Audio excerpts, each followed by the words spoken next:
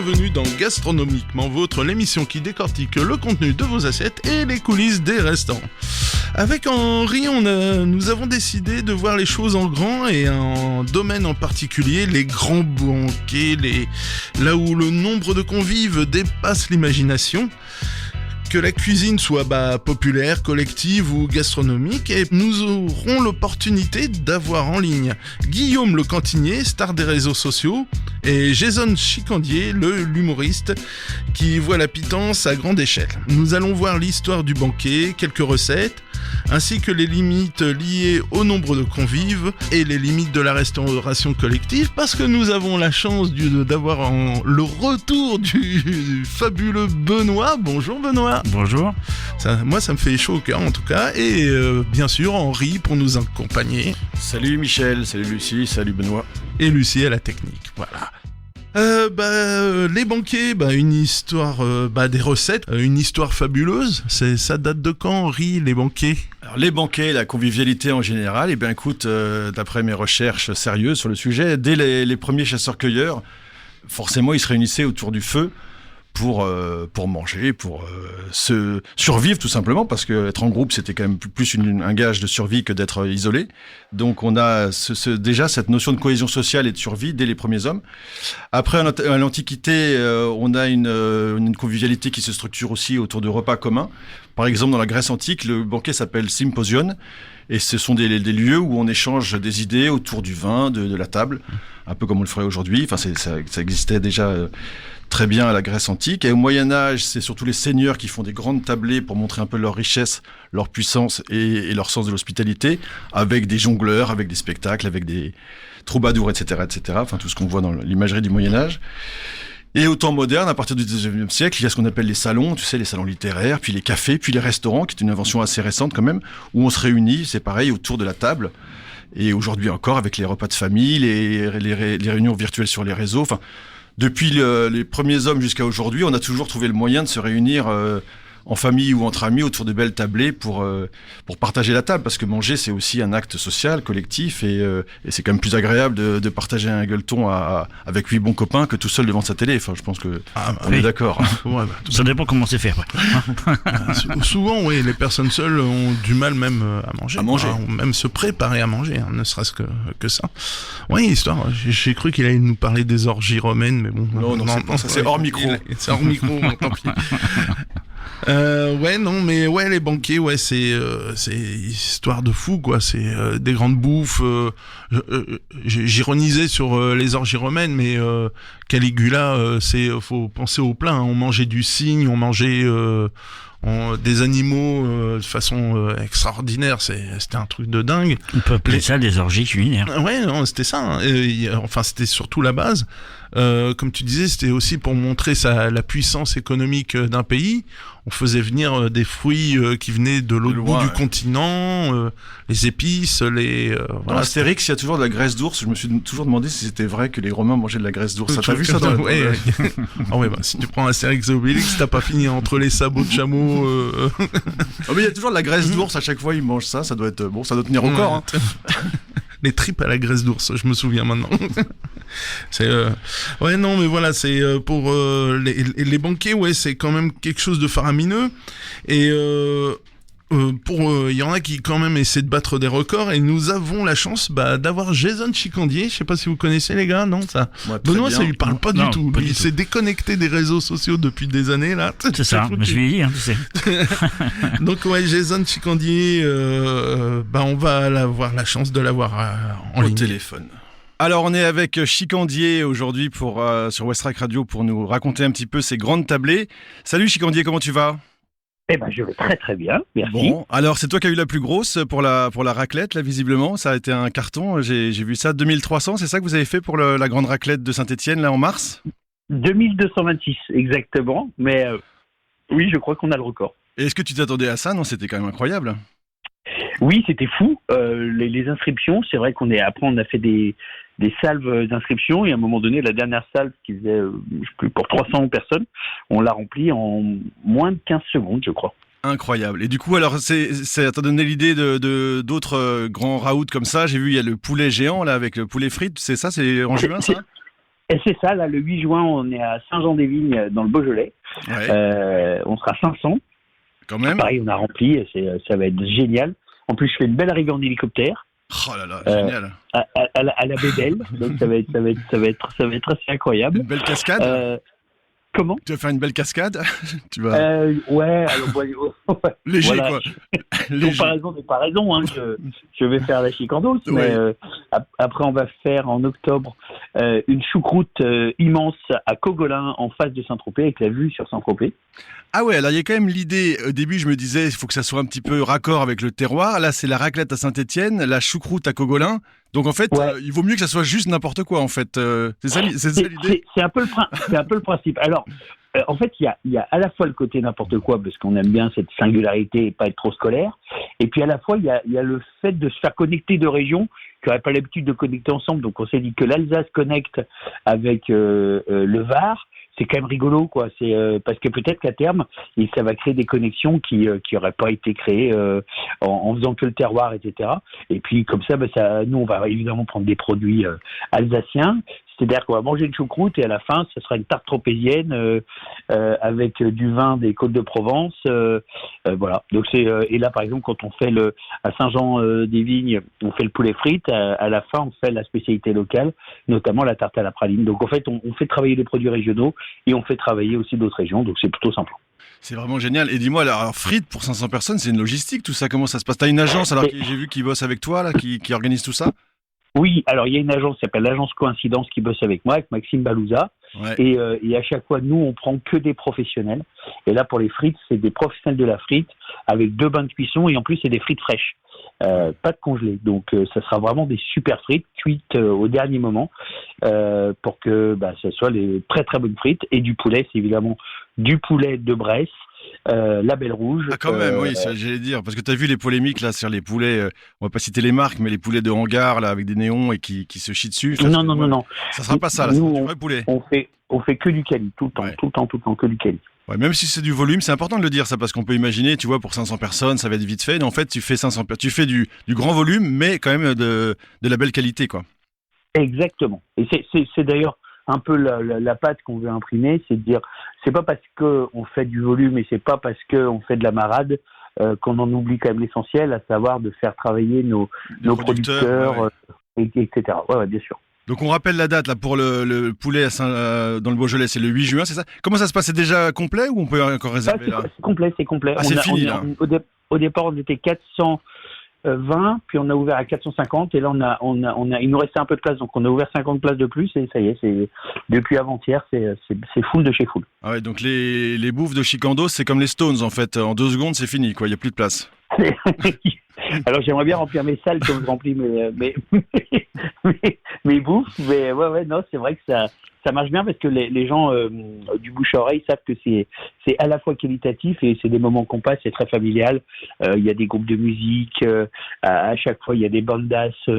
Voilà, les gens en fait ils ont à la fois la marade, ils ont le bon goût avec la bonne bouffe et ils ont un concert et des animations, donc c'est plutôt sympa. Oui, c'est très sympa. Et donc alors la choucroute, ça c'est pas encore complet, c'est ouvert déjà la location Alors pas encore, j'en ai pas encore ouvert la billetterie, ce sera le 6 octobre à Cogolin.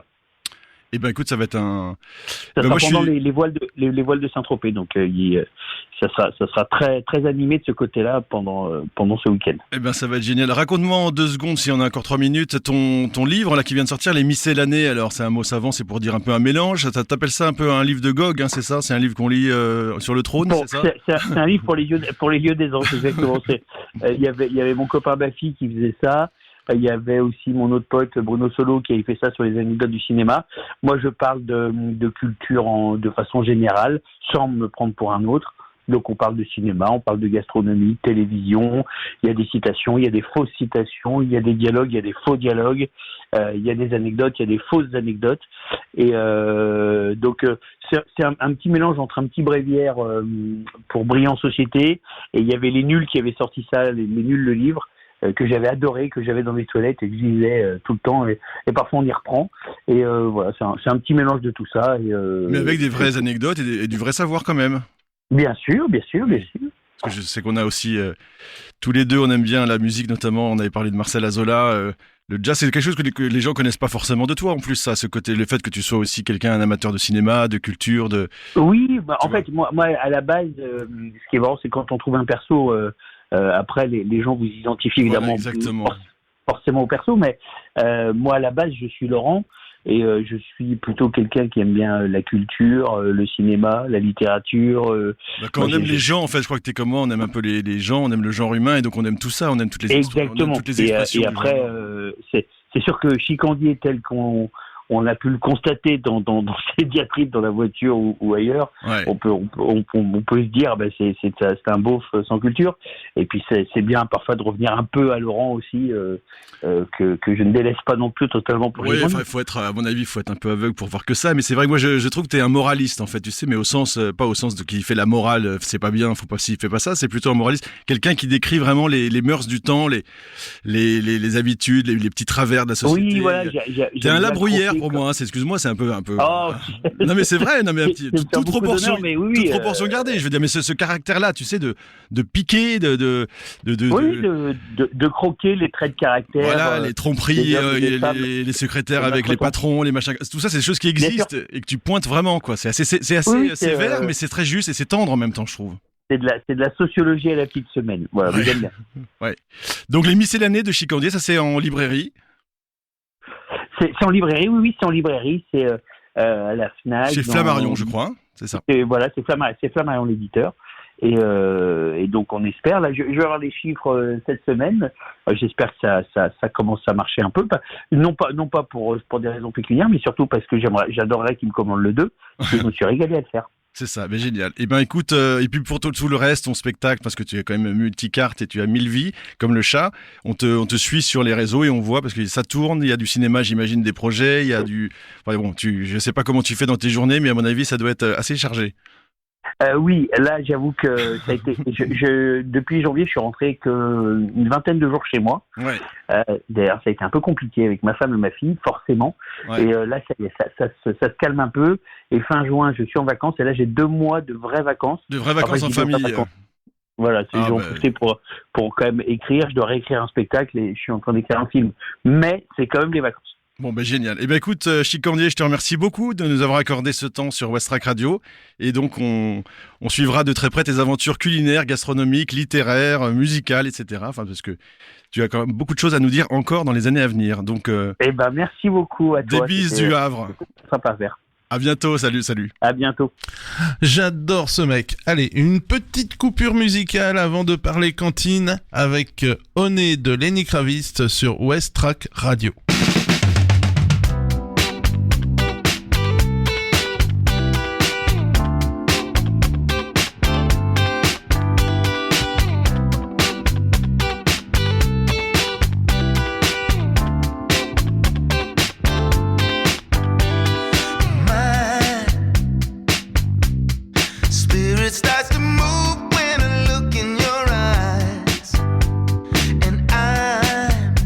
Shaking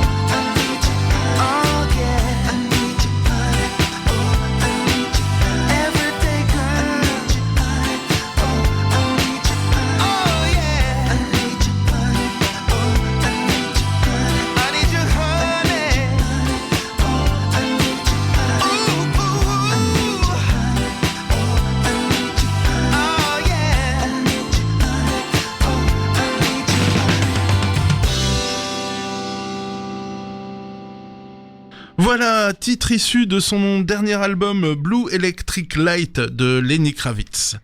La cuisine collective, la cantine, que de nombreux et mauvais souvenirs, enfin du moins pour ma pomme, je sais pas vous, mais quand j'y mangeais, je parle pas quand j'y bossais. Aussi. Enfin pour beaucoup d'entre nous, c'est un mauvais souvenir, mais heureusement que se lève un rempart contre ces idées préconçues, Guillaume le cantinier. Bonjour Guillaume. Bonjour. Alors voilà, nous sommes avec Guillaume le cantinier, que vous connaissez sûrement sur TikTok. Je sais plus combien de milliers d'abonnés, 150 000 j'ai vu. 700, alors TikTok c'est 700, un peu plus de 700 000, Instagram 200 000 et je sais plus les autres. Facebook aussi un petit peu et YouTube, un peu partout. Alors moi je vous suis depuis un petit moment, c'est vraiment chouette, ouais, ça fait quoi, 3-4 ans que vous faites ça? Que tu fais ça? Depuis, j'ai ouvert ce compte-là en septembre 2021. C'est 4 ans, ouais. 4 ans, ouais, bah, j'étais pas loin. Donc, on va vous te présenter. Donc, tu es cantinier dans un lycée, c'est ça? C'est ça, dans un lycée public dans la région Nouvelle-Aquitaine, le département des Deux-Sèvres. Et l'idée de faire un TikTok, ça vient d'où? J'ai un petit côté théâtral amateur, donc je fais du théâtre en amateur, et avant le confinement, j'étais tombé sur une émission d'Hanouna, enfin non, on n'a pas le droit de le citer, c'est pas trop tard. C'est pas grave. J'étais tombé sur sa célèbre émission et qui disait que TikTok s'ouvrait à d'autres choses que de la danse et de la synchronisation labiale. Puis je me suis mis à faire des petits sketchs. Et du coup, un jour à la cantine, je me suis retrouvé à la cantine, il y avait du foie de veau, tout le monde me demandait des steaks, alors j'ai dit, si tu vas ça à la cantine, attention, c'est pas du steak, c'est du foie de veau, ça n'a pas le même goût, et tout de suite, ça a pris. Ça a pris, ouais. Alors, pour la première, et après, il y a eu quand même une idée de, pas de gaspillage, pas bien, ça, le fameux après, pas bien. Oui, voilà, après, voilà, les idées, enfin, le gaspillage, c'est quelque chose qu'on fait depuis longtemps, et j'ai une culture assez, les nuls, les inconnus, tout ça, j'adore j'ai été baigné un peu là-dedans, Coluche, tout ça. Et un jour, je me suis retrouvé au gaspillage, pareil, j'ai fait le bien pas bien, le fameux bien pas bien des inconnus dans le Paris. Et voilà, ouais, je trouve que c'est un moyen aussi de sensibiliser un maximum de monde, les réseaux sociaux du coup. Et Guillaume, je voulais te demander, moi là c'est Henri à l'appareil, je voulais te demander, est-ce que tu as comme une vocation à montrer qu'on peut faire bon pour la collectivité, parce qu'il y a toujours un peu l'idée que quand c'est pour les cantines, les EHPAD, les établissements pénitentiaires, etc., c'est du grand nombre, donc c'est forcément du vite fait, c'est forcément pas goûteux, c'est fait. T'as quand même cette idée qu'on peut faire bon pour du grand nombre. Oui, c'est ça. C'est la première idée de base, c'est ça. L'anti-gaspillage, c'est venu après, mais de toute façon, on peut pas parler de gaspillage alimentaire si on fait pas bien à manger ou si on fait pas bien un minimum à manger. Après, faire 100% maison dans les collectivités, je pense qu'il faut quand même rester raisonnable. Voilà, il y a pas longtemps, j'ai édité une petite vidéo sur les épinards. Ils sont surgelés. Par contre, il y a une façon de les cuisiner, de les assaisonner, de les mettre en œuvre pour que les élèves. Et c'est un carton les épinards à la cantine. Ouais, parce que tu les cuisines en fait, c'est ça, c'est pas simplement. Ouais, voilà, c'est ça. Ouais, moi j'ai il y a 3 tonnes de béchamel et de la crème quand même. Là vous êtes suivi. Alors faut expliquer, il y a une nutritionniste quand même derrière vous. Oui, il y a des nutritionnistes, on a des plans alimentaires à suivre, donc on peut pas faire n'importe quoi non plus. Mais ouais, on essaye de faire le maximum pour que ce soit bon, quoi. Et sur le gaspillage, tu donnes un retour à l'établissement sur ce que... Oui, il y a des retours qui sont faits dans mon établissement, en tout cas, tout ce qui est résultats de pesée, tout ça, on les met sur des grands tableaux d'affichage, sachant que voilà, les semaines anti-gaspillage, on fait ça une fois de temps en temps, parce que on a déjà un manque de temps, et on veut pas non plus... quand on est saouler les élèves, donc on le fait, on fait des petites piqûres de rappel, quoi. Ouais. Et j'ai cru comprendre aussi qu'il y avait une brigade anti-gaspi. C'est des bénévoles, c'est qui ces jeunes? C'est ça, c'est des bénévoles, des élèves, des adultes qui sont qui le sujet les intéresse, le développement durable. Donc du coup, on a monté une petite brigade anti-gaspi. Voilà, on fait des petits sondages, on pèse, on compte les plateaux vides, on regarde le pain. On fait des petites assiettes, des grandes assiettes, voilà. On essaye de faire des petites actions comme ça, sympathiques. Ça reste ludique. J'ai une question un peu, pas polémique, mais en fait peut-être un peu sensible à te poser, Guillaume. Moi, j'ai travaillé, Oui. je suis cuisinier aussi, j'ai travaillé un petit peu en collectivité. J'ai toujours trouvé que les normes qui étaient maintenant imposées sont sans doute utiles dans un certain sens, mais sont quand même très drastiques. Je pense aux plats témoins, aux températures à cœur.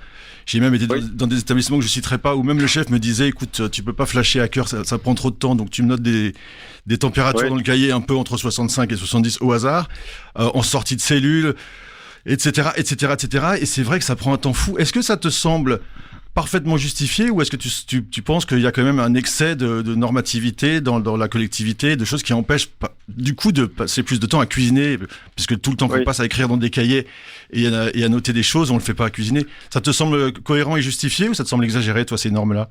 Ah, ça me semble un petit peu exagéré. Par contre, faut quand même, on travaille pour un nombre d'élèves phénoménal. Et il suffit qu'il y ait un souci un jour et ça nous retombe dessus. Donc mieux vaut. Nous, je sais qu'on prend les températures, on essaye de faire le maximum pour suivre la traçabilité, les plats témoins. On le fait, c'est sûr. Ouais. Et puis maintenant, on est aidé. Enfin, il y a dans beaucoup de collectivités, on est aidé par des systèmes informatiques qui nous aident dans ces démarches-là. Oui, d'accord. Donc un petit peu beaucoup, mais tu dirais plutôt qu'il vaut mieux trop que pas assez, quoi, en termes de sécurité. Vaut mieux trop que pas assez, c'est sûr, c'est sûr. Moi, je dirais que c'est en fait une question de responsabilité. Alors bonjour Guillaume. Bonjour. C'est Benoît. Je suis responsable d'une cuisine centrale aujourd'hui sur Le Havre. Enchanté, Benoît. Et donc, voilà, je fais de la collectivité depuis une douzaine d'années maintenant. Et effectivement, on a les normes qui sont de plus en plus dures, je trouve, de plus en plus exagérées, et qui nous prennent effectivement beaucoup de temps. Après, je pense que c'est plutôt aujourd'hui une histoire de gros sous et de responsabilité. On vit aussi dans une société très procéduriale aujourd'hui, où on effectue des procédures à l'arigot pour un oui et pour un non. Et je pense qu'on est plus sur une question de responsabilité, et malheureusement, ça nous crée... on sait pas que ça nous crée des problèmes, c'est que ça nous prend beaucoup de temps, effectivement. Et Henri, là-dessus, tu as complètement raison. Alors, je pense qu'il y a des choses à prendre. On pourrait prendre des choses de cette norme HACCP, puisque en fait, on l'appelle comme ça, qui est une méthode de travail, en fait, plutôt qu'autre chose. Je pense que ça serait bien qu'on en mette un petit peu dans les tradis. Je pense que ça leur ferait du bien. Par contre, il faudrait qu'ils nous en enlèvent un petit peu aussi. C'est vrai. Non, mais c'est vrai. Parce qu'il y a des choses qu'aujourd'hui, on peut pas, effectivement, comme tu disais tout à l'heure, on peut pas faire tout n'importe quoi dans n'importe quel sens. Et malheureusement, il y a des choses, même en termes de gaspillage, où on pourrait effectivement rattraper du gaspillage qu'on pourrait très bien retravailler, repasser, mais c'est compliqué pour nous parce que derrière il y a des normes. C'est compliqué. Moi, je pense au plat. Alors ça, c'est quelque chose que nous on fait. Là, je le dis à la radio et franchement, je le cache pas. S'il y a un plat, par exemple, on va dire un plat de bœuf bourguignon qui a été présenté en fin de service, on a servi 2 portions, on va le mettre en cellule de refroidissement. Alors, la loi nous le permet pas, mais on va le faire quand même parce qu'on a la cellule.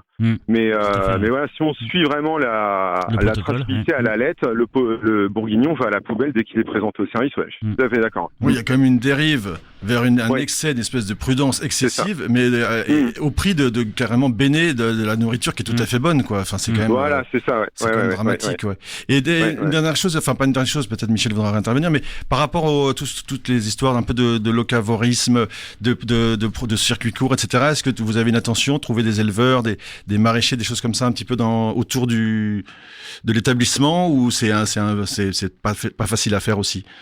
Non, ça aussi c'est pas facile, et puis ça dépend des territoires. Je parle pas que de notre établissement, mais en fonction des territoires où on n'a pas tous les produits en local, c'est impossible. Il y a des territoires en France où il y a plus de localités parce qu'il y a plus de producteurs, il y a plus d'agriculteurs, il y a plus de les marchés, il y a les marchés publics aussi à respecter, tout ça. Donc c'est un sujet compliqué aussi, Et moi, je reviens toujours un petit peu sur toutes ces données que vous donnez par ailleurs. Et j'ai cru comprendre qu'il y avait macantine.fr. T'es associé aussi avec un peu le gouvernement pour essayer de faire un tour de France, j'ai entendu dire. Alors ça c'est dans les tiroirs, c'est pas acté, et donc oui, ma cantine il référence tous les établissements qui suivent les normes, tout ça. Mais voilà, c'est que au niveau de du gouvernement. Ils ont plein de choses à gérer et je pense que pour l'instant c'est pas. Enfin là pour l'instant c'est plus d'actualité, j'ai envie de vous dire. Mais macantine.fr, ça existe toujours. Oui, ça existe toujours, ouais, tout à fait. Ouais. Ça permet de là à faire le tour de France des cantines avec le gouvernement, je suis pas sûr. Ah, pas encore. Bon, c'est dommage de trouver l'idée bonne, quoi. Le Philippe Etchebest. L'idée est bonne. Après, ça pourrait se faire sous un autre angle. Mais non, le but c'est pas non plus de faire un Etchebest à la cantine, parce que donner des leçons de morale aux autres, c'est pas mon truc.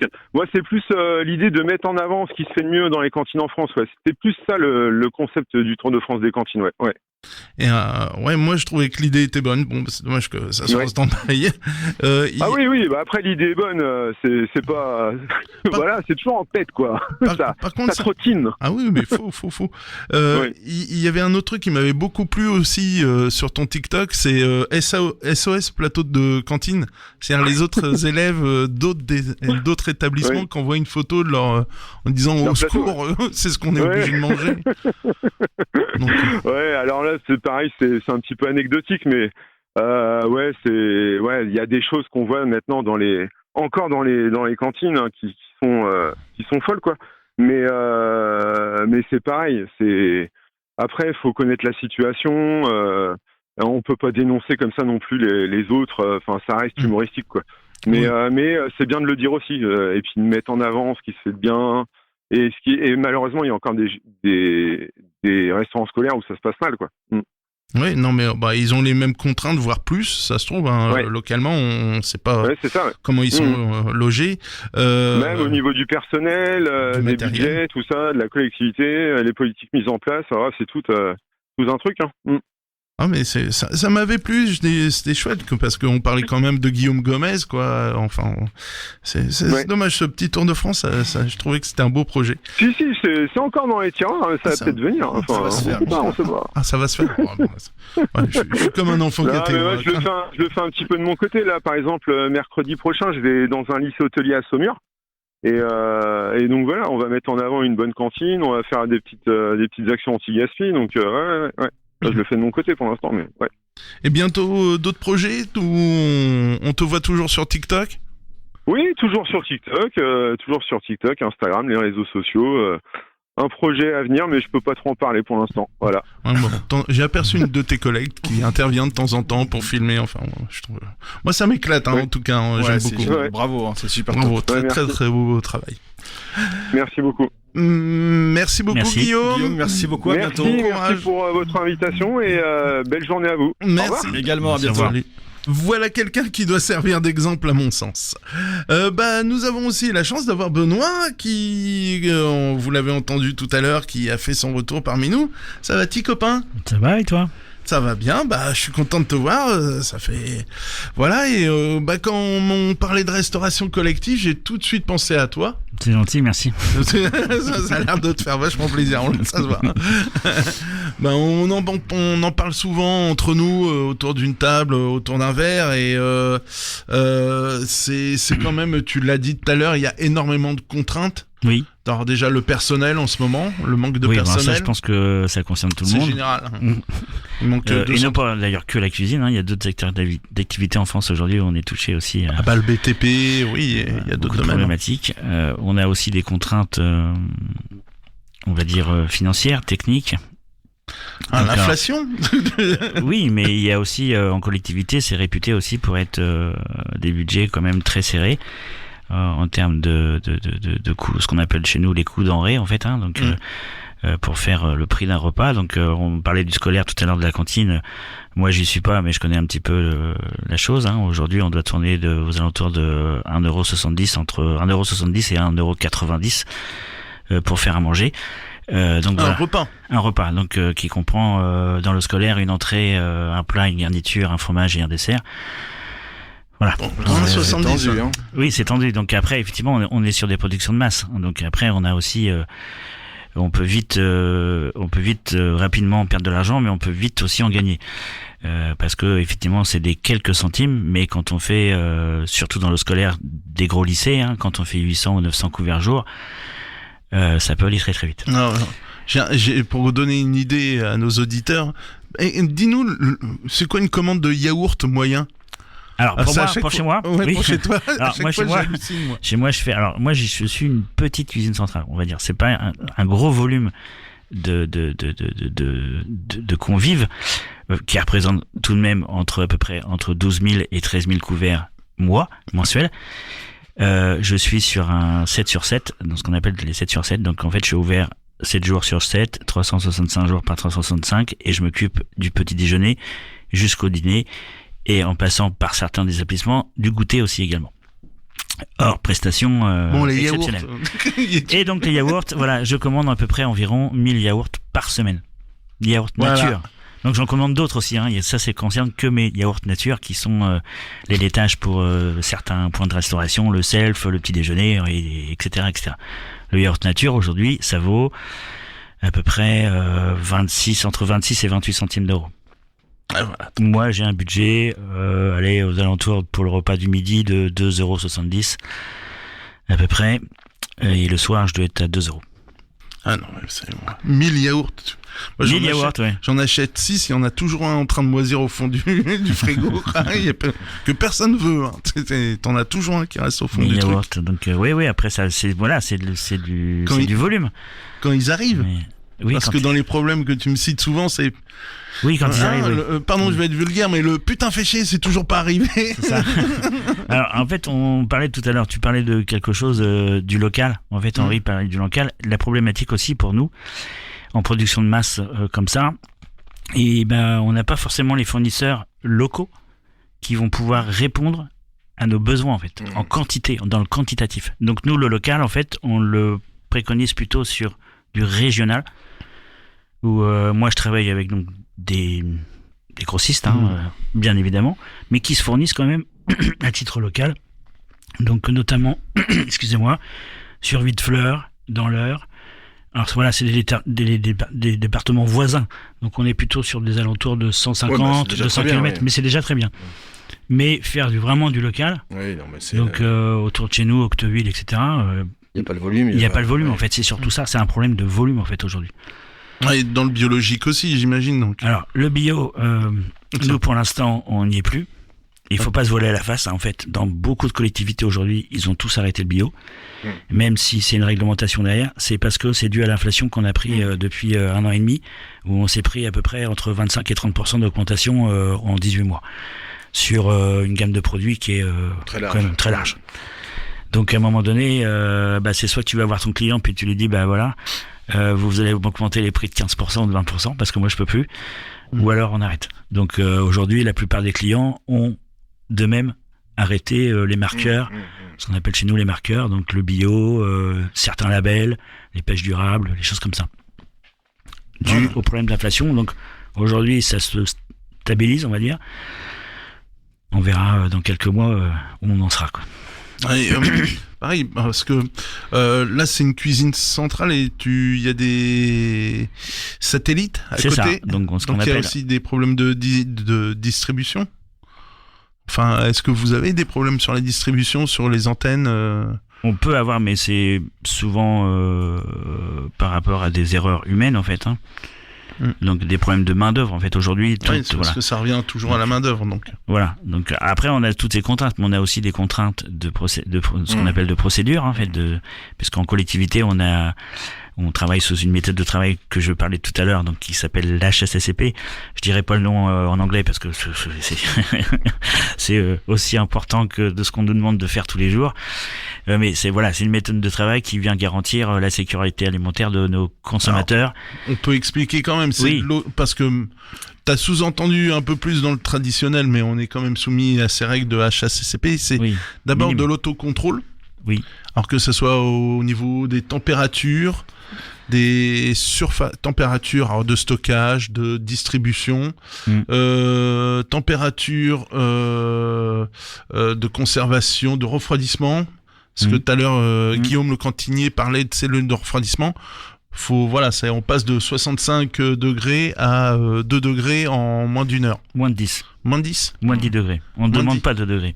On demande que tu sois en dessous de 10 degrés. 10 degrés, je savais Voilà. pas, tu vois. En fait, ça a un peu changé. le point noir, en fait, chez nous, c'est quand on se situe entre 10 et 65. On n'est jamais dans ce cadre-là, en fait. On est soit toujours en dessous de 10, ou soit toujours au-dessus de 65. Il faut expliquer aux auditeurs, parce qu'entre 10 et 65, Voilà, c'est des pourquoi températures qui sont très favorables pour la prolifération microbienne et bactériologique. Tout à fait.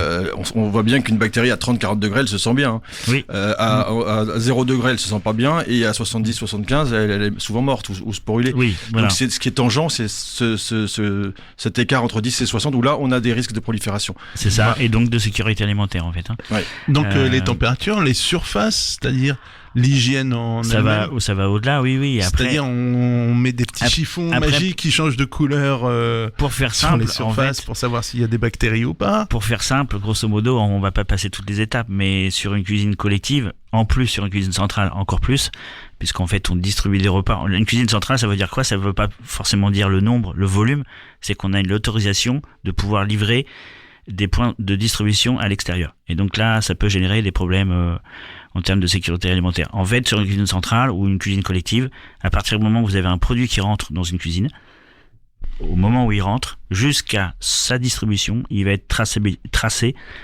par toutes les étapes qu'on va lui faire subir. Alors ça aussi, c'est dans le HACCP. Voilà. C'est la traçabilité. On a le nom du fournisseur, le produit, sa date, pour une viande par exemple, date d'abattage. On va prendre tout simplement le process, élevage. En fait, le produit va rentrer, on va toutes les le tracer, donc on va conserver l'étiquette, on va lui prendre sa température, il va être notifié, ensuite il va être stocké dans une zone de stockage où celle-ci va être aussi sous surveillance, avec des systèmes de surveillance aujourd'hui électroniques, mais où on a besoin de notifier. Ensuite ce produit va être repris, il va être je cherche mon mot. Travailler. Travailler. Tu es sur un brut. Ou semi-élaboré, ça dépend. Donc on en parlait aussi un peu tout à l'heure pour les produits locaux. On travaille aussi avec des produits surgelés. On travaille aussi avec des produits semi-élaborés qui sont déjà prêts à l'emploi, pratiquement prêts à l'emploi, mais qui vont être retravaillés. Un poulet prêt à cuire. Voilà, un pack, poulet prêt à cuire. Alors tout le monde a. Alors nous on fait pas de nuggets. Oui, mais ça arrive dans les cantines. Oui, beaucoup. Enfin dans les cantines, dans les scolaires. C'est ce qu'on appelle la 5e gamme. C'est des produits qui sont déjà prêts à l'emploi. Et ensuite, ce produit, à partir du moment qu'il va subir une transformation, on va lui aussi notifier toutes les transformations qui vont avoir eu lieu. Donc s'il a été cuit, il va sortir d'un four à une certaine température. Cette température va être prise. Ensuite, il va passer dans le pire des cas en cellule de refroidissement parce qu'il va être distribué beaucoup plus tard. Donc voilà. Donc tout ça va être notifié jusqu'à sa distribution. Il faut comprendre que c'est parce que je suis pas sûr que c'est une usine à gaz par tous ces trucs-là, mais je pense que c'est surtout une usine à gaz. Excuse-moi, mais je trouve que c'est incroyable. Moi, j'ai travaillé un peu là-dedans. Je comprends que la sécurité soit centrale pour les personnes âgées, pour les personnes malades, mais on en vient à des situations. Moi, j'ai travaillé dans des cliniques où ce qu'on sert aux gens, excuse-moi, c'est imbouffable. C'est triste comme un jour sans pain. Alors, c'est peut-être sain bactériologiquement, mais les gens crèvent quand même parce qu'ils sont malades tellement c'est pas bon, quoi. Donc, tu vois ce que je veux dire? De temps en temps, au lieu de casser des œufs, faire une vraie omelette avec du vrai fromage, on a du fromage lyophilisé, des œufs en bidon. Alors c'est peut-être sain, mais je suis désolé. Au bout d'un moment, on rentre dans un truc qui est plus sain. Vous savez, moi, je suis un grand passionné de cuisine. Je fais aussi du traditionnel à côté.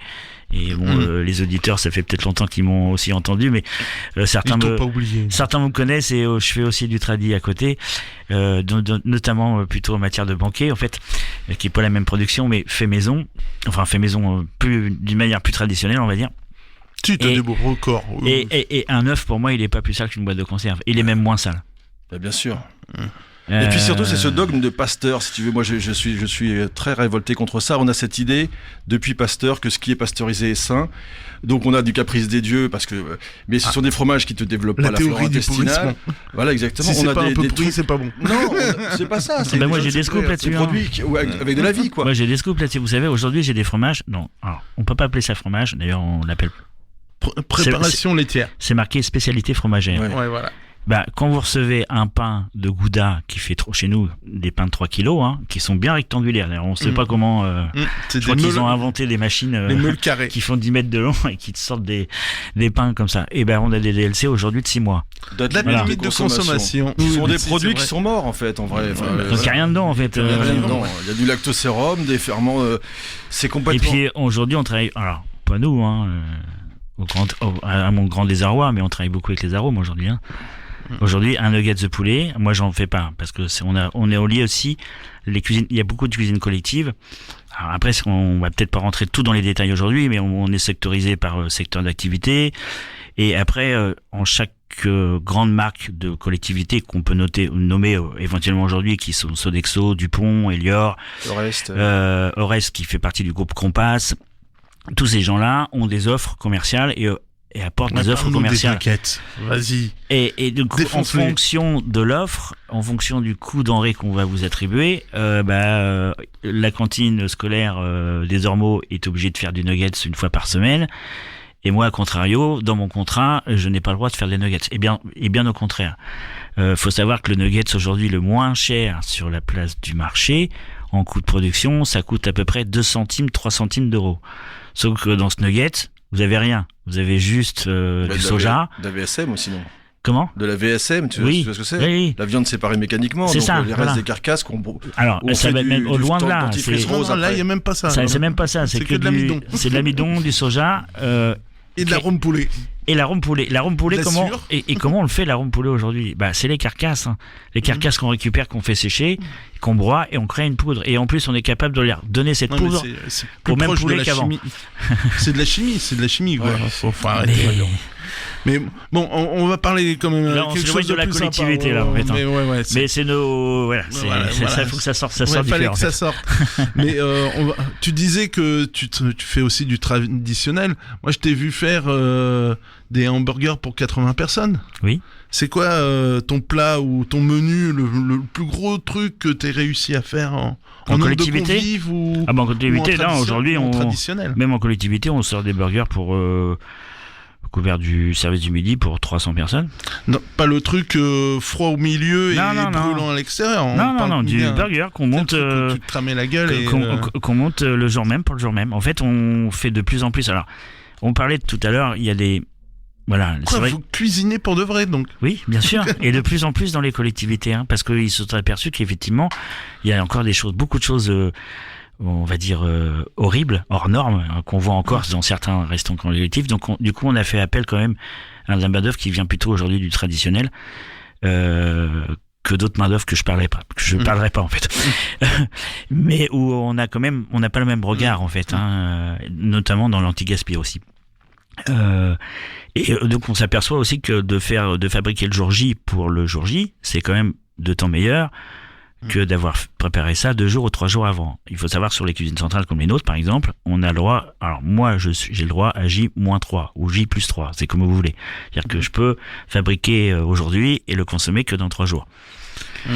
Mais le fait qu'il passe en frigo, etc., ça enlève beaucoup de saveur, ça perd tout son sel. Qualité, pas forcément, ça dépend comment. Les vitamines C, si ça dégage vite. Après, on a aussi des foires de compétition. On a beaucoup de matériel de compétition. Mais ça, c'est pour encore d'autres raisons. Ça, c'est pour des questions de gros sous aussi, quoi. En fait, demain, on n'aura plus de chef de cuisine. Par exemple, une marmite de cantine, tu mets une omelette dans une marmite de cuisine collective. On fait pas d'omelette. Forcément, j'ai trouvé le truc. Voilà. Un bœuf bourguignon. Oui. T'as le droit au bœuf bourguignon? Oui, on le fait. Tu fais un bœuf de bourguignon pour combien de personnes dans une marmite de cantine? Une sauteuse. Ça n'existe plus, la marmite de cantine. Sauteuse de compétition. J'utilise pas ça. Voilà, ce qu'on appelle les Vario CC maintenant. Voilà, qui sont induction, tu peux pas te brûler. Je peux cuire en fait 30 kilos de pâtes en 22 minutes refroidi. 30 kilos de pâtes en 22... Ah ouais, c'est... Et t'appuies sur un bouton, ça fait bzzz. Voilà, c'est ça. Voilà, c'est... Un bourguignon, je fais du bourguignon pour 300 personnes, qui représente à peu près... Est-ce que tout est faisable? À peu près 45 kilos de viande accrue.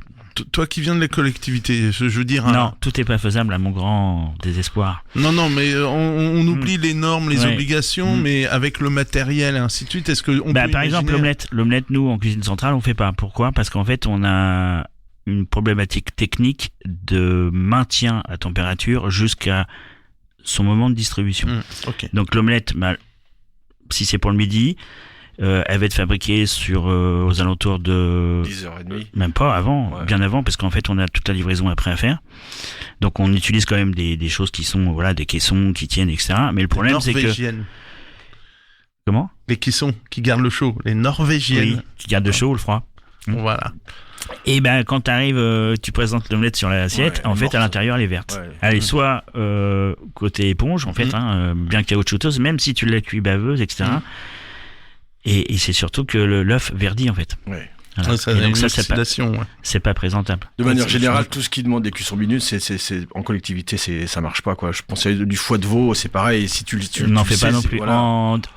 Alors en livré on n'en fait pas, on en fait parce qu'on a de la distribution sur place, sur un self. C'est pareil, ça sèche, ça. Enfin, Voilà, c'est pas bon. et c'est fait en dernière minute, bien sûr. Ouais, Tout à les fait. steaks hachés, c'est pareil, tu peux Voilà. pas les laisser. Enfin, Oui, non, mais Ou alors, il faut passer ce qu'on appelle en produit prêt à l'emploi, ce qu'on appelle chez nous PPE, où c'est un petit peu l'avenir. L'avenir pour les grandes collectivités, c'est ce qu'on appelait avant le flunch. Il faut savoir qu'au flunch, il recevait tout déjà prêt en fait, à part le grillardin qui faisait cuire son faux steak. filet ou son steak haché, et encore le steak haché, je suis pas sûr qu'ils étaient pas surgelés, mais et puis les poches d'œufs durs, etc. Mais tout arrivait prêt. Et aujourd'hui, on a des grandes chaînes d'hôtels, que je citerai pas les noms aujourd'hui, mais qui travaillent déjà avec ce genre de produits, et on n'y voit que du feu. C'est très très bien fait. Ce sont là Ah oui, effectivement non, mais- des grosses cuisines centrales qui font 25 000, 30 000 couverts jour et qui font que ces produits. chez nos grossistes, tu peux tout trouver. Tu peux Et trouver aujourd'hui, l'œuf- tu peux travailler du Non, foie mais- de veau. Je vais prendre une recette toute simple. Du lait, des œufs, du sucre, de la vanille. Mm. Tu fais des œufs à la neige avec ça. Oui. Ça, ces 4 produits-là, tu les trouves en rayon chez nos grossistes, il n'y a pas de souci. Et bruts, des œufs, voilà, même bio, en plein air, si tu as envie. Du lait de local, du sucre peut-être pas, mais bon, la vanille de Madagascar ou de Bourbon, enfin tout ce que tu veux bien, tu peux aller dans le très haut de gamme. Mais à côté de ça, tu peux aller au rayon d'à côté, tu Oui. vas trouver la brique de crème anglaise toute faite, les œufs à la neige Tout fait. sous vide, et ton topping caramel à côté pour mettre dessus. Donc c'est soit tu fais du Lego, soit tu fais de la vraie cuisine, Alors, mais voilà, on arrive à des produits je transformés. vais rapidement terminer. On arrive vraiment sur les produits On transformés. parlait de qualité tout à l'heure, etc. Je pense que là où c'est important, c'est en fait surtout les moyens humains qu'on y met. En fait, aujourd'hui, Et il y c'est a- ce qui manque, c'est la il y a matière des première chefs, qui il y a manque le des plus. chefs il y a toujours des chefs en collectivité qui n'ont pas envie de se prendre la tête. Mais- Alors, est-ce que je peux les appeler chefs de cuisine ou pas? Ça, je sais pas. non, faut Mais- les appeler manutentionnaires, faut les appeler. C'est ça. En fait, ils ouvrent des Technicien. boîtes. Alors, je veux pas les dénigrer. Je sais qu'il y en a encore. Je le vois. Mais la qualité, en fait, c'est tout dépend qui c'est qu'on va mettre comme chef en face. Donc, qui va gérer sa brigade, qui va gérer son personnel. Et si c'est des gens passionnés et qu'on leur donne, parce qu'aujourd'hui, même pour 2,70 €, on peut faire du fait maison. On fait aujourd'hui, moi, je fais qu'à peu près 80% de frais. joli. Voilà. Alors, évidemment, l'hiver, on tourne un petit peu en rond parce qu'on a les fruits et légumes sont Très limité. la gamme est limitée, donc Pommes, poires. on va tourner en rond. Mais après, c'est à nous d'être aussi innovants et de aller chercher de la créativité. Comment on va faire sa betterave, et on la décline dans toutes les. Et je pense qu'aujourd'hui, il y a des restaurants collectifs qui sont très très qualité Qualité, bien hein. sûr. Ah oui, non, il y a des choses impressionnantes. Enfin, les Mais traiteurs, on n'est plus dans cette optique parce qu'on traîne quand même beaucoup de casseroles encore. Alors moi j'ai connu les deux, c'est encore différent, mais on traîne les casseroles où la collectivité c'est de la cantine, c'est voilà. Mais c'est aussi la collectivité, c'est pas un restaurant, c'est Tu pas un sais faire. restaurant. C'est aussi la collectivité, c'est on s'alimente comme tout le monde tous les jours chez soi en fait. C'est un Oui, jambon pâte, mais ça peut être très très bien fait en fait. Et sinon, qu'est-ce qu'on mange quand on est nombreux? Écoute, moi, riz, je t'ai sélectionné 2 petites recettes que j'aime bien faire quand j'ai beaucoup de gens à la maison. coquillettes de jambon. Non, moi je fais toujours, surtout en été, là, quand il y a des beaux jours comme ça, et souvent on fait des grillades, tu sais, donc ça c'est facile. Puis je fais souvent une salade de pommes de terre, moi. Alors je cuis mes pommes de terre en pot et je les épluche une fois cuites. Alors, on se brouille T'as un peu plus les de pâtes. goût. T'as beaucoup plus de goût parce que l'eau rentre moins. Et alors après, si on fait une version en accompagnement de viande, par exemple, moi je mets juste une vinaigrette ou une mayonnaise bien moutardée, persil, ail, oignon rouge, capre, cornichon. Enfin quelque chose comme ça, un petit peu relevé, ciboulette si on veut, cerfeuil, enfin on peut mettre pas mal d'herbes, ça j'aime bien. Si c'est un plat unique parce qu'on est 30 potes et que voilà, on a envie de manger rapidement une belle salade, on peut rajouter des dés de jambon, des dés d'emmental, on peut rajouter du thon. La salade de pommes de terre, ça se décline bien.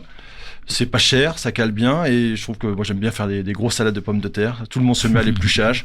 On taille des oignons. Je suis plus feignasse que toi. Moi, je fais salade de pâtes comme ça. Il n'y a pas besoin d'éplucher les pommes de terre. C'est plus rapide. Mais j'aime mieux les pommes de terre. Et puis sinon, au dessert, quand j'ai des potes, on fait souvent une soupe de melon. Moi, j'aime bien ça. Alors des melons, on les met dans le blender, un peu de muscat ou du pinot des Charentes, avec un petit peu, avec modération. Du miel, une petite pointe de miel. Un peu de miel, un petit peu de jus de citron, basilic si on veut, ou menthe. Moi, j'aime bien la menthe fraîche comme ça. Et puis on mixe.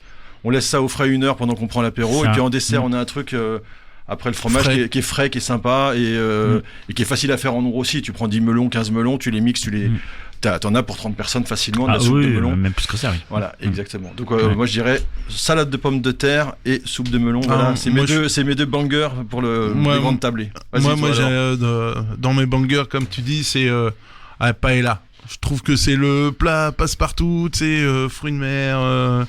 Moi je dirais que c'est en fonction de la saison après. Pas trop cher en plus. Là, Henri il parlait du melon, mais bon, parce qu'en ce moment ça va commencer à arriver, mais l'hiver, tu vas chercher du melon d'Afrique du Sud. Tartiflette. Non, mais c'est plié, c'est tartiflette. Comme tu dis, les fruits, c'est un peu tristoun. Après, il faut aller chercher des fruits exotiques, mais ça coûte plus cher. Faire des pommes au four. Aussi. Avec de la gelée de groseille. Voilà. Alors nous, ils aiment pas trop, nous, chez nous. C'est des vieux plats, en fait, mais nous, on adore, parce qu'en fait. Des douillons. Des douillons, mais après en fait on les retravaille différemment. Les pommes au four, on fait les pommes au four, mais on les fait en bac, en grand bac, et on fait des espèces de millefeuilles, tu sais, avec plein de et on mélange ça avec des œufs, et puis voilà, et là ça passe mieux.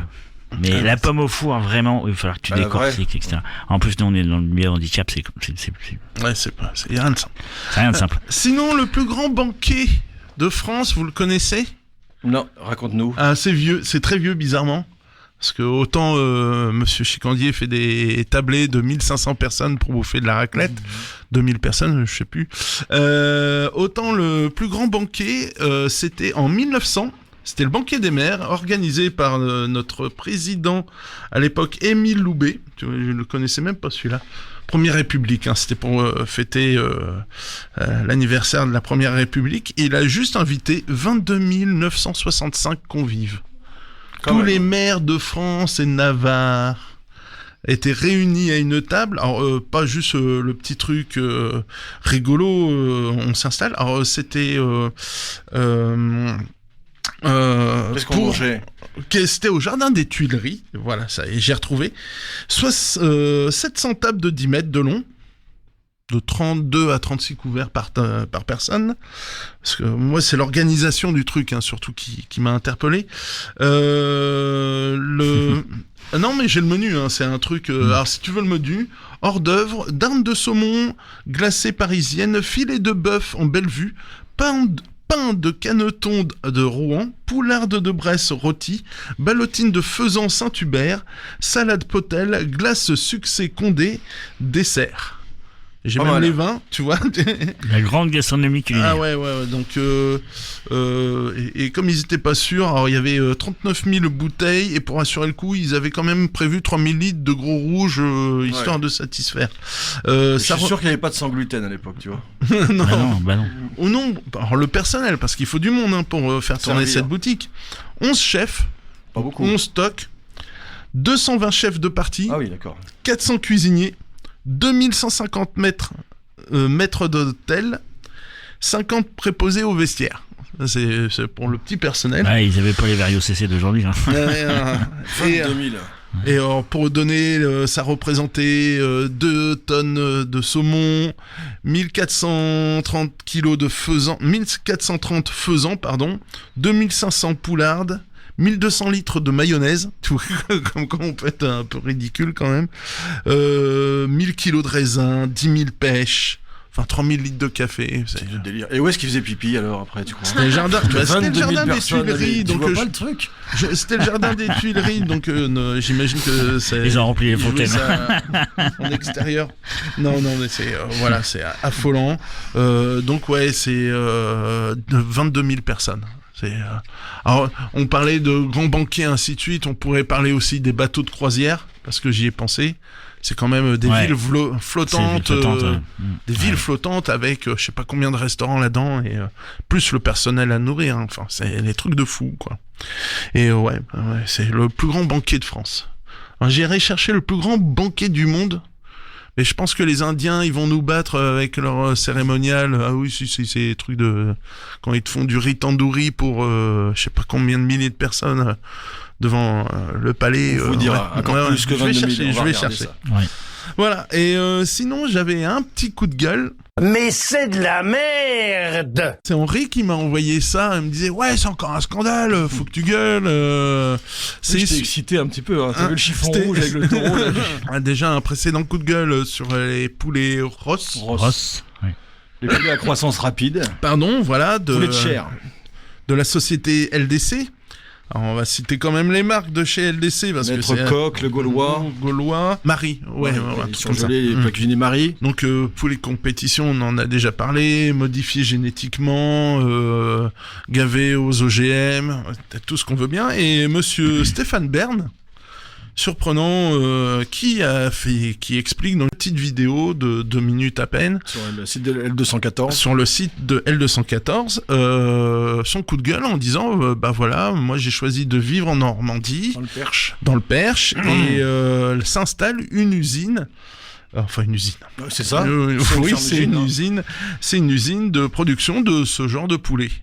On dit bon, ça pas trop dérangeant, sauf que c'est en plein dans la forêt, quoi. C'est vraiment en lisière de forêt, voire ils ont dû raser de la forêt pour installer le premier hangar, parce qu'ils en ont installé un deuxième par la suite, sachant que ces hangars doivent normalement tolérer à peu près 30 000 individus et ils font grimper à 58 000 individus par hangar sans autorisation. Que entre deux, on disait l'alimentation, les déchets, tout ça au sol, qui est en train de faire crever la forêt en lisière. Ça, c'est le côté un peu, voilà. Et tout ça sans aucune autorisation. Donc c'est un truc affolant. Faut savoir que c'est dans ces déchets, c'est des poulets morts. Parce que on en a parlé l'autre fois, ils arrivent pas à respirer, ils arrivent pas à se tenir sur leurs propres pattes. En plus, vous avez sur les cours d'eau qui sont pollués parce que ils nettoient, mais c'est aussi les déchets des poulets qui retournent. Enfin, les fientes de poulets qui retournent dans les eaux usées. Enfin voilà, ça dégrade l'environnement. Et voilà, je suis vraiment désolé. En plus, ça va pas tarder l'heure du repas. L'idée, c'est pour les frites. L'idée, c'est qu'il faut. Moi, je dis, excuse-moi, Michel, je t'interromps 2 secondes, mais je dis, il faut être un peu citoyen. Et là, pour le coup, quand on sait que LDC, ce géant, parce que c'est 60% de la production de poulet, ça donne à ces pratiques qui sont des pratiques de voyous avec des poulets qui sont maltraités, des poulets de souche de croissance rapide. N'achetez plus du Marie, n'achetez plus le Gaulois, du Maître Coq, quand vous voyez ça en supermarché.